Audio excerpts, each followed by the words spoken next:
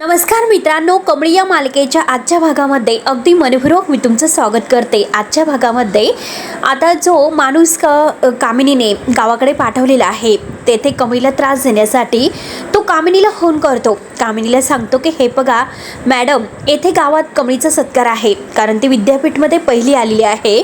तर कामिनी म्हणते की खरं तर आता मी तिकडे यायला हवं होतं, परंतु येथे मी महत्त्वाच्या कामामध्ये अडकले, त्यामुळे मी नाही येऊ शकत। बरं ठीक आहे, मी तुम्हाला आता सांगते ना, तर तसं तुम्ही करायचं आहे। म्हणजे आजचा हा समारंभ होऊन दे, म्हणजे एखाद्या माणसाला इतकं वर चढवायचं, एवढ्या वरून आदळल्यानंतर बार तर बरोबर बसलाच पाहिजे। हे पग सत्कार होऊन द्यायचा, सत्कार थांबवायचा नाही।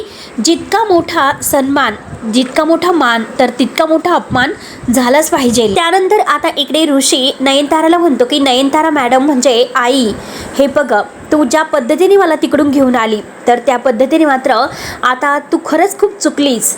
तिकडे काय वाटलं असेल साधना मावशींना आणि कमळीला। तेव्हा आता नयनतारा म्हणते की कोण साधना मावशी आणि त्या बाईची आणि आपली काय ओळख आहे। ती आपल्या घरी इकडे राहत होती तेव्हा तिने तिचं नाव साधना सांगितलेलं होतं, आणि जेव्हा आपण गावात गेलो तेव्हा आपल्याला तिचं नाव कळाले की ती सरोज आहे। तिकडे मात्र तिचं आणखीन काहीतरी तिकडं तिसरंच नाव असेल। हे सर्व काही ऐकल्यानंतर ऋषी म्हणतो, आई हे बघ ऐकून घे, अगं तू फक्त बडबड करत आहे, तू काय बडबडते याचं भानच तुला राहिलेलं नाही। तेव्हा नयनतारा म्हणते की अजिबात नाही ऋषी, मी काय बोलते, माझा शब्द माझ्या, म्हणजे मला माहिती आहे की मी काय बडबड करत आहे, आणि तू सांग बरं मला, अरे ती साधना आहे तरी कोण। त्यावरती ऋषी म्हणतो की कोण आहे म्हणजे, अगं आई त्या आपल्या इकडे राहत होत्या, त्यांनी फक्त नाव वेगळं सांगितलं, व्यक्ती त्या वेगळ्या नव्हत्या। आणि हे बघ अगं त्या किती चांगल्या होत्या, या घरातल्या प्रत्येकाशी चांगल्या होत्या, आपला त्यांचा स्वभाव सुद्धा माहिती आहे। आणि हे बघ आई, अगं इतकं सगळं माहिती असून सुद्धा तू त्यांच्याशी असं कसं वागू शकते। तेव्हा आता नयनतारा म्हणते की अरे हे बघ आय एम शुअर, हे बघ अरे ती बाई आपल्या घरात एक फॅमिली मेंबर म्हणून राहते, तिने आपल्या समोर खोटी ओळख ठेवली, तरी सुद्धा इतकं माहिती असून सुद्धा तिने आपल्याला फसवलं, आणि तरी सुद्धा तू तिच्याबद्दल कोणतीही रिॲक्शन घेत नाही, उलट तिची बाजू घेतोस। आणि ज्या बाईला स्वतःच्या नवऱ्याची नाव सांगायला लाज वाटली, जिच्या मुलीला तिने आतापर्यंत तिच्या बापाचं नाव काय आहे हे सांगण्याची हिंमत नाही दाखवली, अरे त्या बाईबद्दल जर मी बोलले तर काय फरक पडला बरं। तेव्हा आता ऋषी म्हणतो की आई फरक पडतो, कारण तुझे काही बोलते ना ते फक्त आरोप आहे, सत्य नाही। ऋषी आता खूपच रागवलेला असतो। तर नयनतारा म्हणते की अरे ऋषी, तू इतका आहारी गेलेला आहे, त्यांच्यामध्ये नक्की तुला काय खरं आणि काय खोटं हे काहीच दिसत नाही, तू फक्त त्या कमळीच्या प्रेमाच्या जाळ्यात अडकला। तेव्हा आता ऋषी म्हणतो की आई, तू इतका तिरस्कार करते की तुला त्यांच्यातील चांगल्या गोष्टी दिसत नाही, आणि तुला दिसतो फक्त गैरसमज, आणि तो गैरसमज तू वाढवते, तिकडे त्यांना जाऊन वाटेल तसं बोलून आलीस। त्यानंतर इकडे कमळीचा सत्कार ठरलेला असतो, गावातील सगळी मंडळी एकत्र आलेली आहे आणि सत्काराची पूर्ण तयारी सुरू असते। परंतु आता ज्याच कमळीच्या खूप अगदी जवळच्या काकू वगैरे आहेत, तर त्याच आता एकमेकीमध्ये कुजबुज करायला सुरुवात करतात की कशाला तिचा सत्कार करायचा, एवढं रामायण झालं तरी सुद्धा आजीचा सत्कार करायचा, कशासाठी करायचा, कोणता न्याय आहे। आणि तेवढ्यात आता कमळीची बाजू घेणाऱ्या त्या काकी तेथे येतात, आणि त्या सुमन काकूंना म्हणतात की अहो सुमन काकू, हे सगळं काही झालं, परंतु त्या बिचाऱ्या पोरीचा काय दोष आहे, अहो केवढी मेहनत करून त्या पोरीने पहिला नंबर मिळवलेला आहे। तेवढ्यात आता ते काका तेथे ऐकतात, ते काका सुद्धा म्हणतात की तुमचा राग सरोजवर आहे, मग तुम्ही कमळीला दोष का देतात, त्या बिचारीची काय चूक आहे। तेव्हा लगेच आता त्या काकू म्हणतात की हो का, आणि उद्या आज तिचा सत्कार करा, तिला डोक्यावर घ्या, मग उद्या मुलीने मात्र कुणाकडे बघायचं। तेव्हा आता सरपंच काका म्हणतात की हे बघा, त्यामध्ये सरोजची काही चूक नाही, आणि जर तुम्हाला हे सर्व पटत नसेल तर तुम्ही इकडे कशाला थांबतात, तुमच्या घरी जाऊन बसा। त्यामुळे किती काही झालं तरी आज आम्हाला कमळीचा सत्कार करायचा म्हणजे करायचाच। सगळेजण म्हणतात की हो, कमळीचा सत्कार झालाच पाहिजे। अण्णा, काका, सरपंच अगदी मिशा पिळून तयार होतात, आणि ह्या बायकांना अगदी सत्कार करायचाच असं ठणकावून सांगतात। आणि आता लगेच सगळ्यामध्ये चर्चा सुरू होते, आता सगळे गोंगाट करत असतात, आणि तेवढ्यात मात्र आता दुसरे काका येतात, आणि ते जोरात ओरडतात की अहो हे बघा, त्या पोरीने इतकं आपल्या राज्यामध्ये आपल्या गावाचं नाव कमवलं, मग तिचा सत्कार तर व्हायलाच पाहिजे, आणि तुम्ही सगळेजण काय इतका विरोध करत आहे। आणि सगळ्या आता त्या काकूंना मात्र आता हे म्हणजे आलेले काका आहेत, तर ते काका बोलत असतात। त्या मावशींचा विरोध असतो ना, तर त्या मावशींना ते काका विचारतात की काय ग मावशे, सत्कार व्हायला पाहिजे की नाही। तेव्हा आता मावशी सुद्धा हो म्हणते। त्यानंतर आता गावातील तो जो काही चिंटू आहे तर तो म्हणतो की हे बघा सरपंच काका, कमळी आली तेथे. कमळी आणि निंगी आलेले आहेत. सगळेजण आता कमळीला अगदी प्रेमाने ए कमळी म्हणून अगदी प्रेमाने बोलवतात. आणि आता काका म्हणतात की कमळी ए बाळा, अगं तू तर आमच्या गावची शान आहे. सगळेजण मात्र आता कमळी आल्याने टाळ्या वाजवतात. कमळीचं छान प्रकारे टाळ्या वाजवून स्वागत होतं.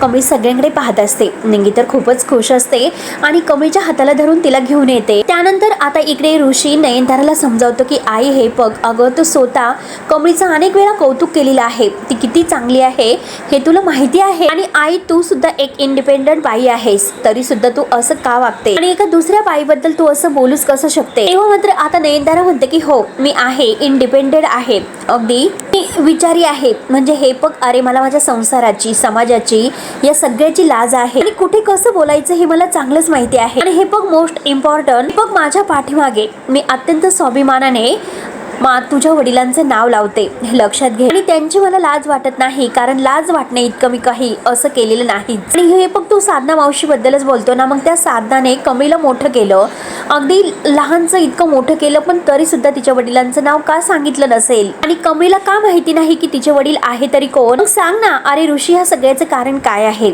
तेव्हा आता ऋषीला नयनताराचा राग येतो.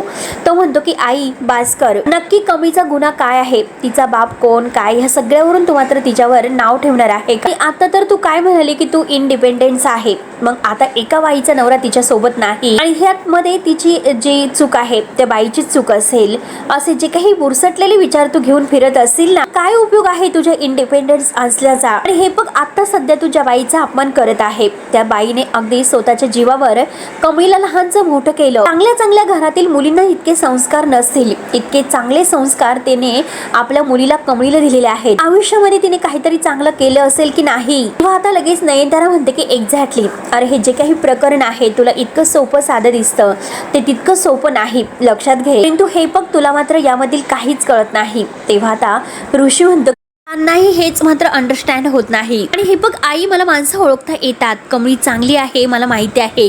ऋषी आता खूप रागावून हे सर्व ओरडत म्हणत असतो. तेव्हा आता नयनतारा म्हणते की तू तर खरंच मूर्ख आहेस, यू आर स्टुपिड, कारण तू तिच्या प्रेमामध्ये आंधळा झालेला आहे. ऋषी काही कमी नसतो.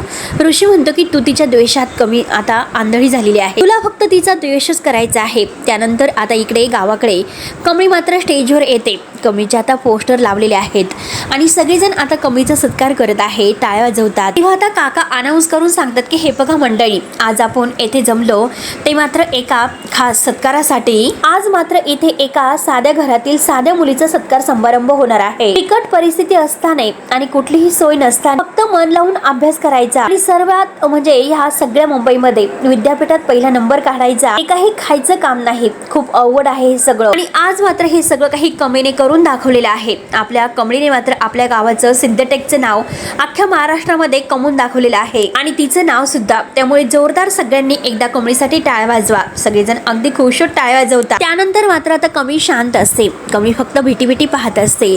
तर इकडे आता ऋषी नयनताराला म्हणतो की हे बघ अगं माय आई, तू त्यांना दोघींना इतकं काही बोलली, त्यांचा अपमान केला, खूप काही त्यांच्या चारित्र्यावर तू संशय घेतलेस, पण तरी सुद्धा त्या दोघी काही बोलल्यात का, विचार कर ना. त्यावरती नयनतारा रागानेच म्हणते की मला काही गरज नाही कुणाच्या जागेवर जाऊन विचार करण्याची.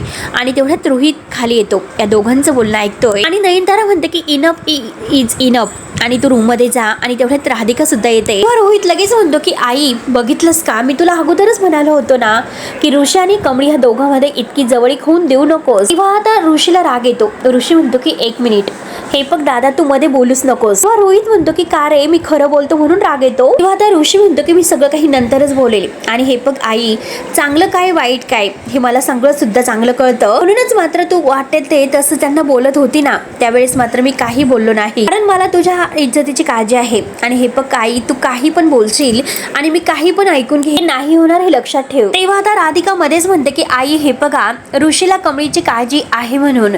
आणि तेवढ्यात मात्र नयनतारा ही राधिकाला म्हणते की हे बघ राधिका, आतमध्ये जा, तू काही बोलू नकोस. आणि राधिकाला मात्र ते बोलूनच देत नाही. तेव्हा आता ऋषी म्हणतो की ठीक आहे आई, तू खूप चुकली, तुला नाही बोलायचं ना, बोलू नकोस. पण एक गोष्ट मात्र लक्षात ठेव आई, मला सुद्धा माझं स्वातंत्र्य आहे, मी माझं जे काही निर्णय आहे ते स्वतः घेऊ शकतो, यामध्ये तू मात्र मध्ये करायचं नाही इंटरफेअर. माझ्या मनाला वाटेल ते मी करू शकतो असे बोलून ऋषी आतमध्ये निघून जातो आणि रोहित आता रागाने नयनतारा बघत असतात. तेवढ्यात रोहित परत नयनताराचे कान भरायला येतो की आई, ऋषी पूर्णपणे बेजबाबदार झालेला आहे. मला एक गोष्ट सांग बरं, तो असंच मात्र परत एकदा असं न सांगता जर घरातून निघून गेला तर आपण काय करणार आहोत. त्यामुळे आई, मी तुला पुन्हा एकदा सांगतो की ऋषीला मात्र वेळीच लगाम घाल, नाहीतर तू कधीच तुझ्या हाताला नाही लागणार. तेव्हा आता नयनतारा म्हणते की आताच मी ऋषीला हाताला धरून तिकडून घेऊन आले, आता मात्र त्या कमळीचं काय करायचं ते मी पाहते. त्यानंतर आता इकडे गावाकडे कमळीला मात्र आता हार घातला जातो आणि शाल तिच्या अंगावर टाकून तिचा सत्कार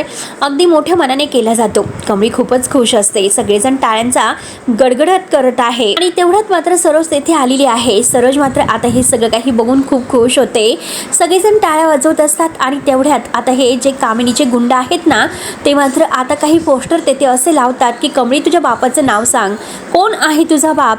तर निंगीचं आता टाळ वाजवता वाजवता लक्ष जातं. तेवढ्यात निंगी आता हळूच कमळीला सांगायला येते की कमळे, अगं तिकडे बघ की. सगळीकडे मात्र आता कमळीचा बाप आहे तरी कोण, कमळे तुझ्या बापाचं नाव सांग असे पोस्टर जे लावलेले आहेत. तर ते पोस्टर सगळेजण म्हणजे वाचतात. तेव्हा आता ते गावातील मेन काका आहे तर ते ओरडतात, हे पोस्टर कोणी लावले, खरं सांगायचं हे कोणी केलं. तेव्हा आता कोणी काहीच बोलत नसतं, कारण कुणाला काही माहितीच नसतं. तेव्हा आता कमळी शांतपणे आपल्या गळ्यातील हार आणि शाल बाजूला काढून टेबलवर ठेवते. कमळी मात्र आता तेथे माईक जवळ बोलायला येते आणि म्हणते की मला माहिती नाही की बॅनर कोणी लावले, खरं तर मला सुद्धा माहिती नाही की माझा बा आहे तरी कोण. जेव्हा शाळेमध्ये फॉर्म भरण्याची वेळ यायची तेव्हा सुद्धा मला विचारलं जायचं की तुझे वडील काय करतात.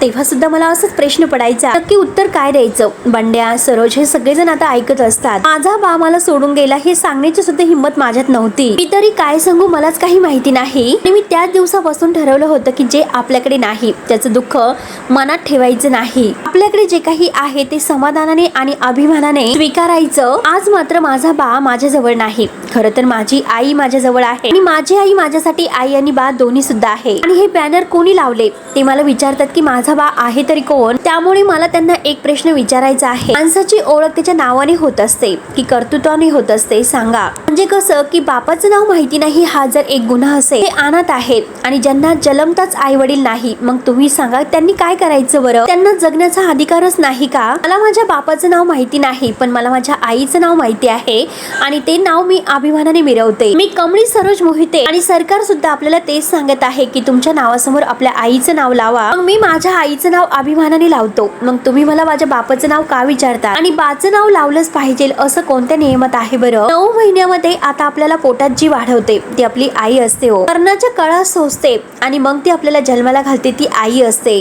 पहिल्यांदा आपल्याला पाठीवर काढायचं शिकवते ती आपली आई असते. आपण कुठे जर गेलो तर आपल्याकडे वाटेला डोळे लावून बघणारी आपली आई असते आणि आपल्याला जर दुःख झालं तर सगळ्यात जास्त अगदी सहन करणारी आपली आईच असते. तिलाच त्रास होतो. आणि सांगा इथे आहे का कोणी की ज्याचा आईपासून जन्म झालेला नाही, की त्याच्या आईला माया नाही. आपली आई आपल्यासाठी किती महत्वाची आहे. आपल्या आईशिवाय आपल्यासाठी काही महत्वाचं नाही. म्हणून मी तुम्हाला पुन्हा एकदा तेच सांगत आहे की माझ्या आईचं नाव मी आता सगळ्यांच्या समोर आणि पुन्हा एकदा अभिमानाने मिरवणार आहे. मी कमळी सरोज मोहिते असं मात्र ती खणकावून आता नाव घेते.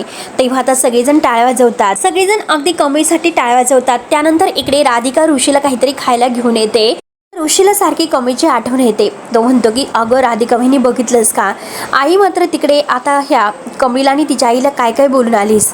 त्यावरती आता राधिका म्हणते की हे बघ ऋषी, अरे आता तू स्वतःकडे लक्ष दे. बघ तुझा स्वतः तिकडून आल्यापासून कसा म्हणजे अवतार झालेला आहे. आई मला म्हणालेत की हे बघ तू अगोदर फ्रेश हो आणि खाऊन घे काहीतरी, मग आपण बोलूयात. तेव्हा आता ऋषी म्हणतो की वहिनी, कमळी तिकडे खूप टेन्शन मध्ये असेल आणि लोक सुद्धा तिकडे वाटेल ते तसं तिला बडबड करत असतील. तेव्हा राधिका त्याला समजावते की हे बघ ऋषी, तू कमळीला ओळखतो, कमळी किती स्ट्रॉंग आहे.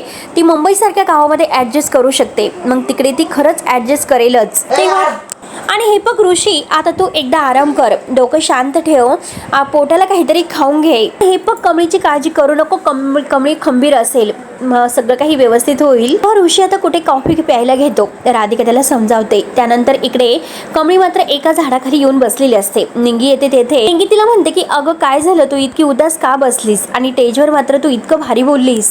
आणि हे बघ सगळ्यांनी तुला किती टाळ्या वाजवल्यात.